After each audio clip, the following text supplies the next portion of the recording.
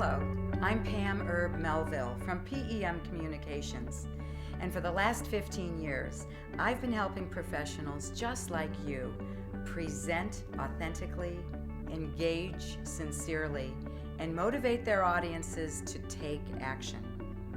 Today, I'd like to share with you some real game-changing skills that will absolutely help you the next time you present or have a high-stakes conversation stay totally credible, present, and on target with your message. So I want you to think back to the last time that you had a very high-stakes presentation. Maybe your whole team was present and you had your clients in the room. Maybe it was even on their site. That raises the stakes a little bit. You knew it was high stakes. You knew everybody was counting on you. You had prepared well. You really thought about it a lot. You'd rehearsed.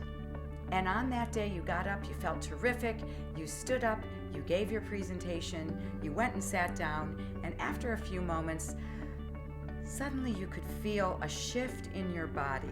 Your heart was slowing down to its normal rate, your breathing was returning to normal, and boom, you had this crystal clear realization, perhaps the very first one in the last 20 minutes, and you realized, oh my God, I have absolutely no idea what I just said.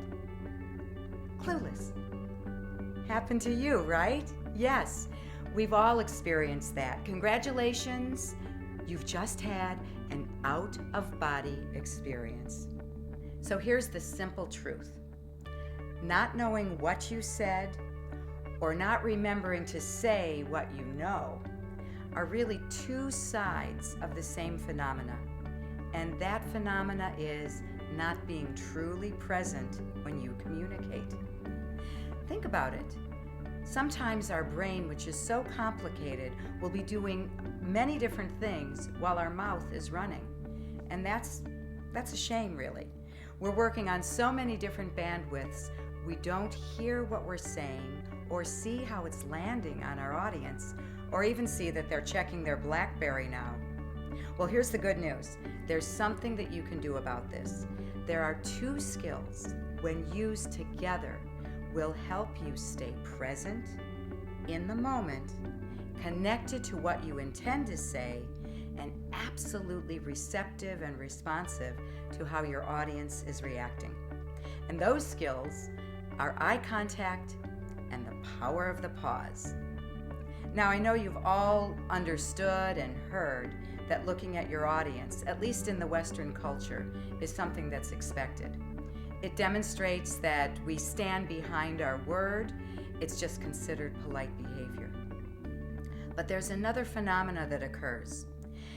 In Eastern yoga practices, there's a saying, where you focus, your energy will follow.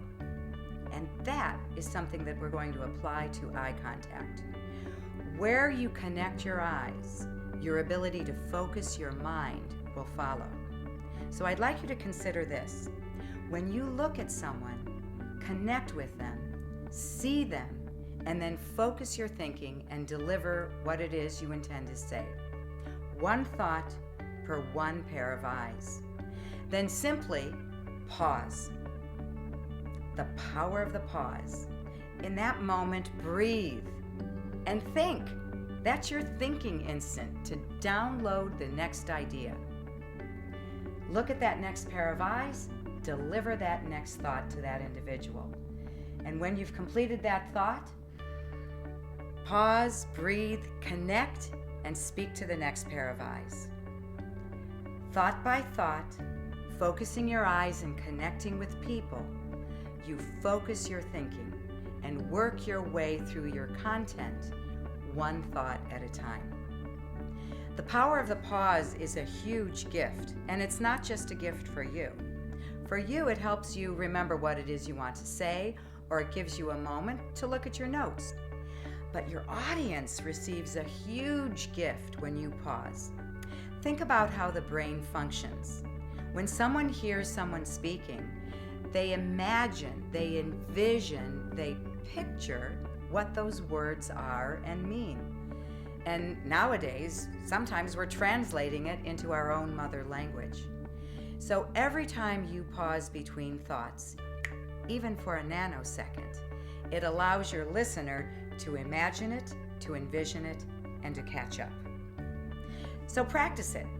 Someplace on this page, you're going to find a place for you to give me comments, and I would love to hear back from you. How did working with eye contact, married to the power of the pause, work for you? Let me know how your practice went. And practice in very low-stakes scenarios to begin with. You could practice at the dinner table or when you're out with friends. One thought, one pair of eyes, pause.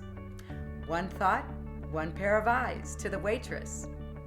One thought, one pair of eyes. Practice in low-stakes scenarios. Practice with your content before you go into your high-stakes scenario, and then intend to stay connected and on target with your audience. Thanks so much for listening. I'm Pam Erb-Melville. Go out and speak well.